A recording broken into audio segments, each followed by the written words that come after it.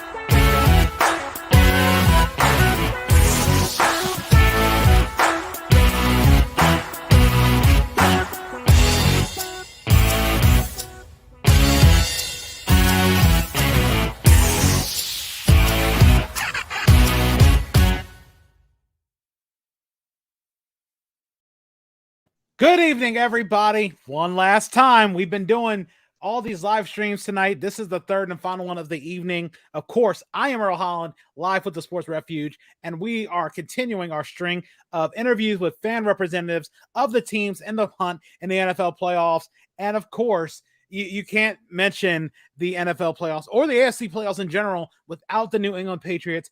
Last year was the first time probably since Tom Brady was an active player, not counting the season where he was injured, that the Patriots had a losing record. So you probably have to go back to maybe the Drew Brees days, maybe guys before that, or the Drew Bledsoe days, and prior before that to talk about the Patriots with a losing record. Well, maybe that might have been Pete Carroll, but I'm not sure either way. I believe it was the 2000 season. I think we went 5-11 that year. So yeah, that might have been Belichick's first full season prior to Brady. Yep. So, here with me and a guy who probably can go toe-to-toe for me with sports knowledge as well is a friend of the podcast, a friend of the blog.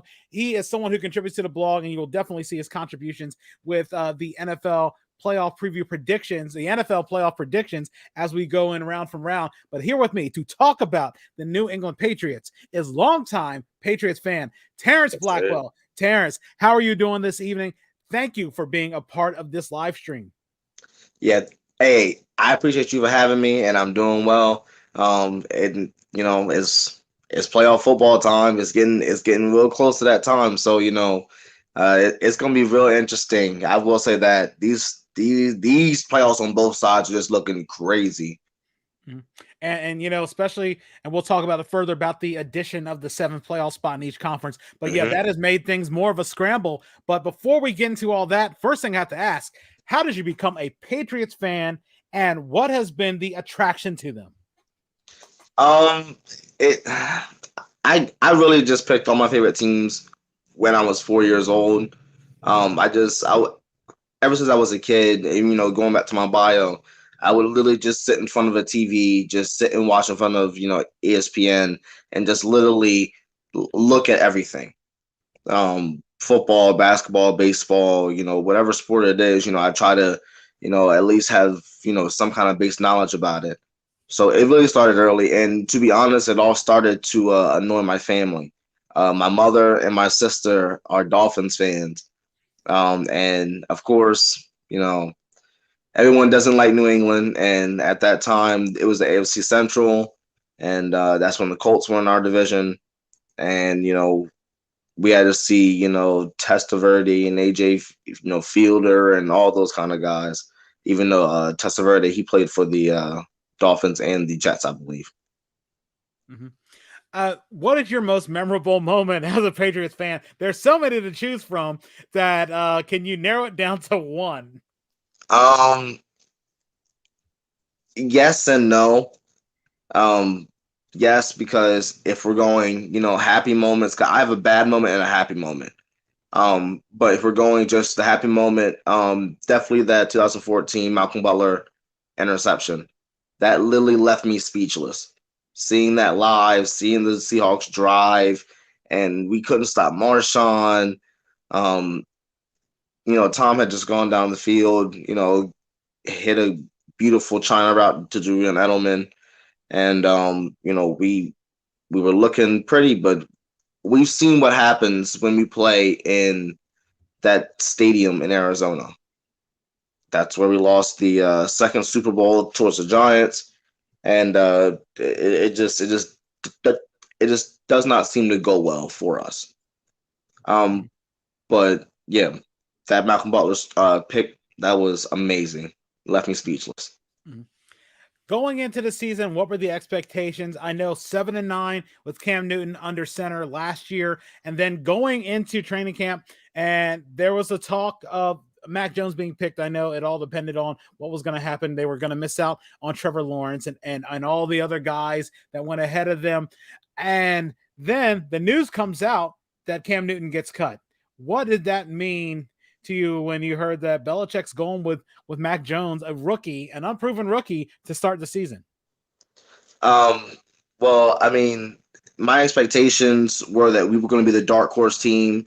I did feel like we were still being, where we are because, I looked at our schedule and the first 6 to 8 games, they looked pretty tough.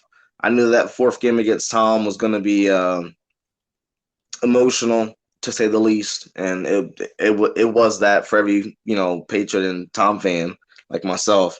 But as soon as Cam got cut, I already knew at that point, we're just gonna go ahead. We're gonna hopefully try to draft Mac Jones. Hopefully no one takes him. But my best friend, one of my best friends, Josh Mayers, he is an Alabama guy. He's all Bama all the time. And he was like, Terrence, that he's going to be the re-evolution of the pocket passer. With, guys like Trey Lance and Lamar and all these other mobile quarterbacks. Mac, he can move, he can get out the pocket, but that's not really his thing. But he's a traditional pocket passer. He scans the defense, he speed reads, and he finds the best matchup for him and his guys. And that's something that Bill likes. Bill doesn't like when you turn the ball over or you're just not productive towards the team. Because if you look at when Tom was his first 2 or 3 years, he was very Mac Jones like. He was, he'll make a little 5-yard out here. He'll hit the check down. He'll hit the, halfback out of the flat or whatever, or on the Texas route or whatever that they're going to run. And, he's willing to be okay with that. So, yeah, when as soon as we actually drafted Mac Jones, I actually felt very, very, very comfortable because I knew that he was smart enough to just speed read the defense and say, hey, if today's not my day to throw for 300 yards, I won't. But if it is, I'm ready. Mm-hmm. Was there a point in the schedule you're confident that the Patriots were going to the playoffs? Was it that 7-game winning streak? Was there a particular game in that streak? Was it the 10? Was it the win against Tennessee? Was it the win against Buffalo? Was it a win against the Chargers? Was there any particular moment where you thought that the Patriots are the real deal? I kind of always thought that, but the game that really did it for me was when we played when Tommy came back home. Because yes, granted, we did lose, and if the win wasn't as crazy as it was, who says our kicker doesn't make that field goal, and we beat the Bucs. As a Patriot fan, that's how I was looking at it. And the fact that Tom coming back home, he's going to want to put up 50. And if there was ever a game where it was like, oh man, whatever we do not rattle the cage with Tom Brady, it was definitely that game. And the fact that we held him to under 21 points. I don't know if anybody saw that. As it was getting towards game time, I remember being at my a friend of my family's house, and we all had to get together and stuff. And before the game tipped off, I said, I got a feeling that we got something for this team. And we'll probably get to that in a little bit, but for a little bit down the road for the playoffs. But yeah, I definitely felt like that game was the turning point for us because we just realized if we can go toe to toe with them, they just won the chip. We can go toe to toe with them. We can go toe to toe with anybody. Mhm. Was there a particular moment on the schedule that had you take a little pause? Was it the loss to the Jets to start the season? Was it the Cowboys' loss in OT? Dolphins. Oh, the Dolphins game. Okay, why was it the Dolphins game that made you a Well, little no, no, no, concerned? no, no. No, Oh, the the Dolphins Dolphins were the game. That's first far. loss. Yeah, the season opening loss to the. We can pick it from there. What was it that gave you cause? Was it the season opening loss to the Dolphins? Was it the loss to the Cowboys in overtime? Was it the Saints' loss? Um, I of the losses that we have, I would definitely have to say it was the Dolphins loss. But with that, that was Matt Jones's first start. So it was like, it was a double-edged sword. Like, yeah, we lost at home to the Dolphins, and it wouldn't. It's not even that game. It's our games at home. We have a losing record at home, I believe, and or it's like 5 and no, I'm sorry, it's not losing record. It's like 5-3. But the fact that we traditionally do not lose at home, and I was expecting the loss to the Dolphins to come the last game of the year when we go to Miami, because that is usually when we lose that game. It's not usually the first game of the year when they come to us. But that Dolphins game, it got me a little worried, but I knew at the end of the day it was still Mac Jones's first game. Mm-hmm. Looking at the AFC playoffs, who do you think the Patriots match up the best with? Is it Kansas City? Is it Baltimore? Is it Tennessee? Is it Buffalo? I mean, two of those teams that you've already faced. Could it be anybody else that you feel that the Patriots match up the best with in the AFC? Absolutely, the Bills. Um, the Bills, they're pretty much us. They're pretty much us. They gotta. I mean, minus the fact that we don't have a Stephon. I mean, we don't have a Stephon Diggs, but they're very well coached. They have a great defense. They have a offense that can run the ball or they can throw you out the building. It really doesn't matter to them. They're really a team that worries and cares about just getting the job done. And the fact that Josh Allen, at the end of the day, a lot of these games come down to what quarterback can make the most of his opportunities. And Josh Allen, he's been pretty well. I mean, he's been doing extremely well, and we haven't really seen Mac be in that position. But the fact that he's shown us already throughout the season that he can really just take whatever that the defense gives him and hurt them with it. I like that going in, and I kind of like the fact that we're a little bit in their head too. Only throwing the ball 3 times last time in their building, having the whole playbook open kind of a little bit for the second matchup at home, or we can just try to see if we can scrap to get that win out and see them in the playoffs. Who in the AFC petrified you as a Patriots fan? Is it Kansas City? Yes, is it the Chargers? Kansas City. It's Kansas City, and that's it. And I'm not saying that because of anything else. I feel like our defense can literally almost go shut anyone down at any given time. That Chiefs team, I don't know how you stop it. I've always said it, and I've said it before. They started going on this crazy run. I mean, you can go to the times I was picking them, in the playoffs on the blog. Like, it's hard to stop that team. Tyreek Hill, he almost requires a double. Travis Kelce almost also requires a double. And then you also have to worry about Hardman. You got to worry about Pringle. Now they got Josh Gordon, and the fact that, Patrick Mahomes, after you shut all that down, Patrick Mahomes can still run and take off for a good 10 to 12 yards, and that is demoralizing as a defense. When you've literally covered every single thing, you've got the speedster down, you got the possession guy down, you got the guy that works inside the numbers, you got the guy that works outside the numbers, you got all that covered. And he just jumps out the window for you and he goes 12 to 15 yards. That just sucks.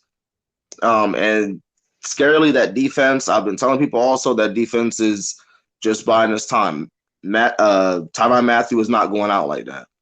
Tyrann, he has championship DNA.